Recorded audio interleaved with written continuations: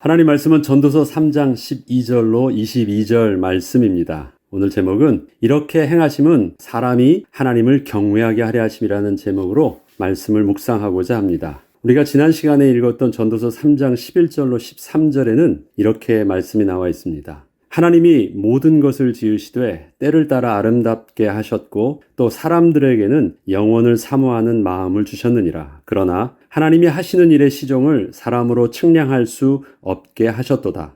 사람들이 사는 동안에 기뻐하며 선을 행하는 것보다 더 나은 것이 없는 줄을 내가 알았고 사람마다 먹고 마시는 것과 수고함으로 낙을 누리는 그것이 하나님의 선물인 줄도 또한 알았도다. 전도자 솔로몬이 이러한 결론에 내리기까지 그는 어느 날 갑자기 딱 이런 생각이 든 것이 아니었습니다. 그는 앞선 생각의 시행착오의 과정들을 겪으면서 이러한 결론까지 나왔던 것입니다. 그래서 오늘은 본문은 솔로몬이 이러한 결론을 내리기까지의 그 생각의 변화들을 저 말씀으로 묵상하기를 원합니다. 전도서의 시작은 우리가 1장에서 볼 때 모든 것이 헛되고 헛되며 해 아래서 수고하는 모든 것이 다 헛되다라는 것으로 시작되었습니다. 그렇지만 솔로몬이 전도자가 되어 말해주고 싶었던 것은 단순히 인생에 대한 회의에 있는 것은 아니었습니다. 솔로몬은 하나님이 자신에게 주셨던 그 특별한 지혜를 가지고 열심으로 인생을 살면서 몇 번의 생각의 변화, 즉 세상에서 무엇이 중요한 것인지 바라보는 그 가치관의 변화가 있었음을 보여주면서 지금 이렇게 전도자가 되어 전도서를 기록하게 되기까지 지나왔던 그 모든 일에 대하여 그때에는 그것이 전부라고 생각했던 그 과정의 생각들이 사실은 지나고 나니 바람을 잡는 것과 같이 헛된 것이었음을 말해주려 했던 것이었습니다. 어떻게 생각들이 그렇게 바뀌었는지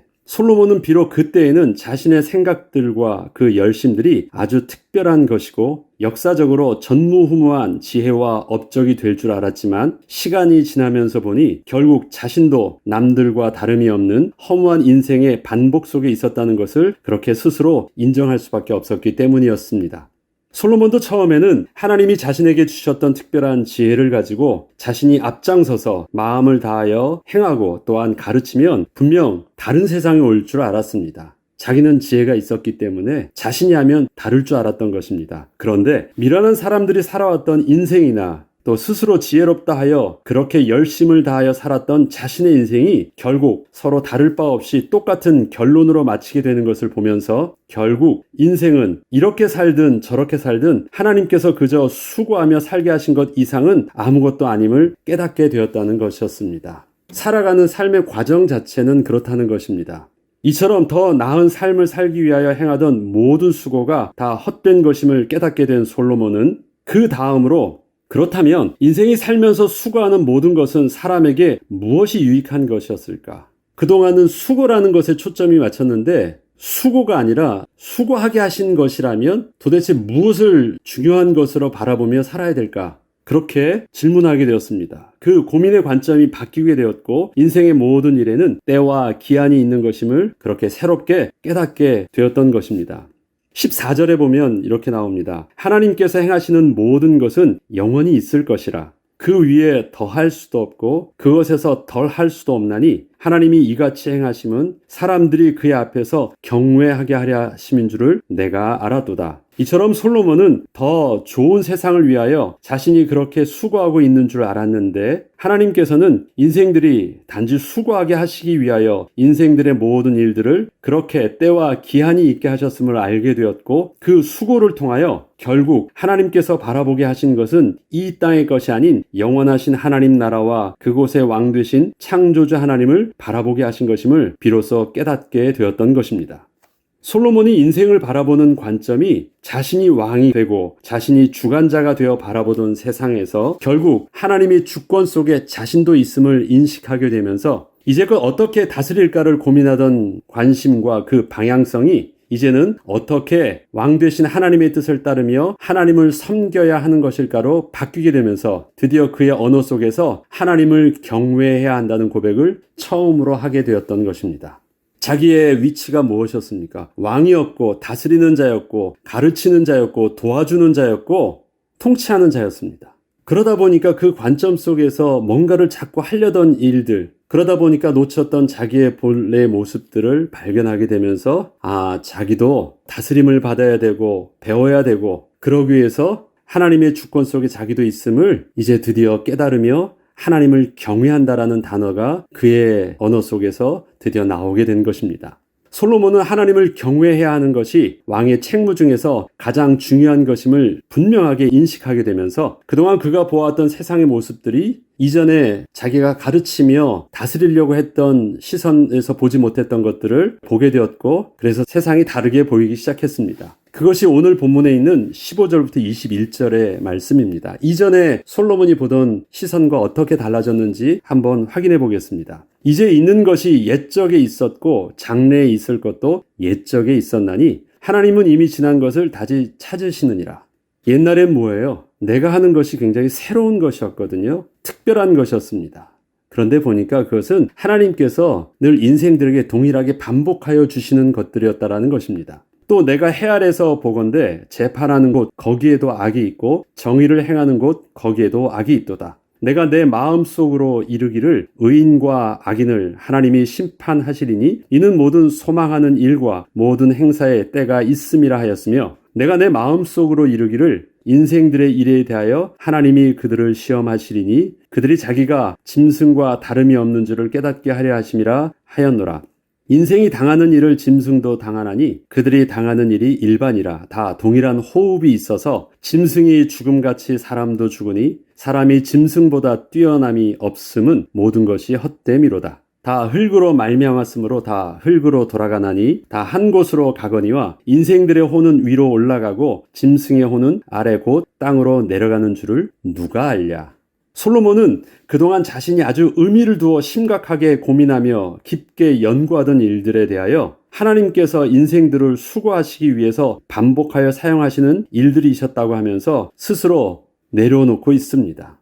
자기는 인생의 가장 중요한 것을 고민하고 있었잖아요. 근데 그거 그냥 하나님이 인생들을 가르치기 위한 교보제 이상은 아니었다라는 것입니다. 자기가 엉뚱한 것에 중요한 관심을 두고 그 속에서 뭔가 있을까 하고 찾아보았다는 것입니다. 그것이 아니었어요. 그것 자체로는 그렇게 의미를 두고 고민할 만한 가치가 있던 일들이 아니었다는 것이었습니다. 그리고 그 예를 두고 한 가지를 설명하는 것이 있습니다. 가장 가치 있다라는 것 한 가지를 딱 설명하면 그 외 모든 것들도 의미가 없는 것인데 가장 가치 있다고 생각했던 것 한 가지가 바로 무엇이었냐면 바로 재판의 문제였습니다. 통치하고 다스리는 문제였습니다. 왜냐하면 이것은 그가 이전에 하나님께 지혜를 구할 때 지혜를 구한 그 목적이 뭐예요?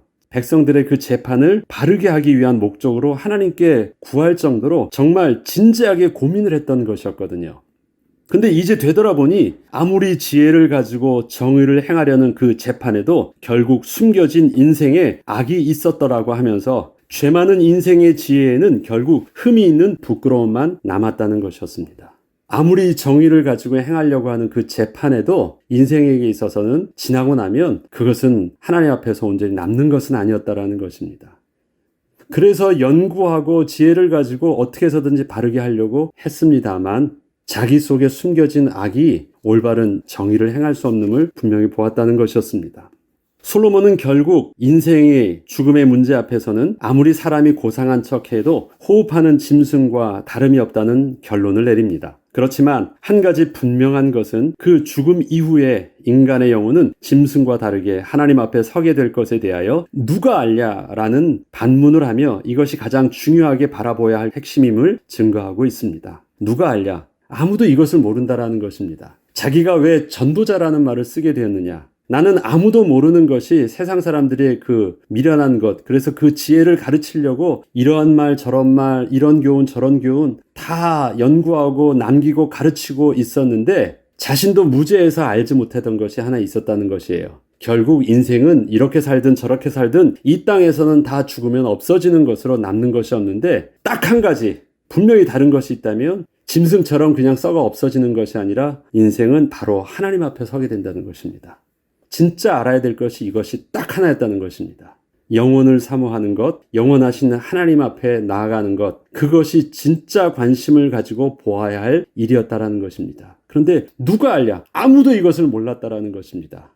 그리고 자신도 몰랐다라는 것입니다. 그런데 이제는 내가 그것을 알게 되었고 그것을 지혜자였을 때는 몰랐는데 하나님이 주신 은혜를 가지고 전도자가 되고 보니 알게 돼서 난 이것을 말하게 되었다라는 것입니다. 그래서 솔로몬은 이제는 내가 왕도 지혜자가 아니고 전도자가 되어 이렇게 전도서를 쓴다라고 고백한 것이었습니다. 결국 인생은 하나님 앞에 서게 될 것입니다. 만약에 이 땅에 살면서 하나님을 경외함을 잊게 된다면 이 땅의 모든 일들은 정말 헛되고 말 것입니다. 22절에 그래서 이렇게 그는 결론을 냅니다. 그러므로 나는 사람이 자기 일에 즐거워하는 것보다 더 나은 것이 없음을 보았나니 이는 그것이 그의 몫이기 때문이라.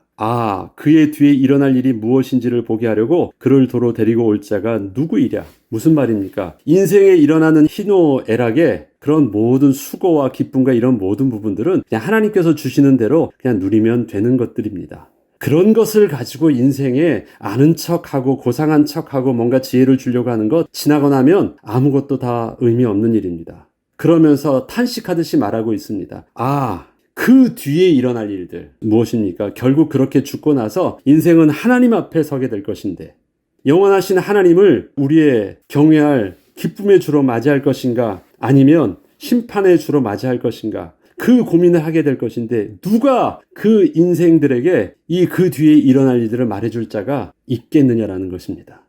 나는 다룰 줄 알았는데 나의 지혜 속에서도 가르쳐 줄 것이 없다면 아무것도 없었다. 정말 한 가지 전도자가 되어서 하나님의 뜻을 전한 것 외에는 답이 없었다라는 것입니다. 그래서 그는 스스로 지혜자가 되기를 내려놓고 전도자의 모습으로 인생에 하나님을 경외하는 법을 가르치고자 하는 것이었습니다.